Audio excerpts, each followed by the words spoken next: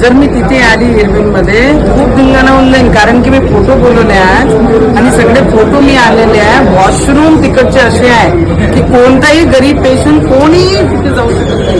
काय करत आहे आपले जे कॉन्ट्रॅक्ट ज्यांनी घेतलेला आहे साफसफाईचा, काय करतायत ते नाही, काय करून घेत मला समजतच नाहीये की एवढे मोठे कॉन्ट्रॅक्टचे पैसे देते सरकार आणि एकही माणूस तिथे जाऊ शकत नाही, एकही बाई तिथे जाऊ शकत नाही. कुठे जाणार आहे एवढे उन्हात मला सांगा तुम्ही सीएस साहेब. जर मी आत्ता आली ना तिथे व्हिजिट दिली ना, सगळं धिंगाणा करून टाका मी इरविनचा. काय करत आहे, कोण आहे कॉन्ट्रॅक्टर, कोण आहे रेग्युलर साफसफाई करणार आहे? मग आज जर साफसफाई झाली नाही आणि मला संध्याकाळी फोटो पाहिजे त्यांचे तुमचे रेग्युलर साफसफाईवाल्यांकडनं, सिरियस पेशंट जे असते त्याचं सिटी स्कॅन होत नाही तिथे.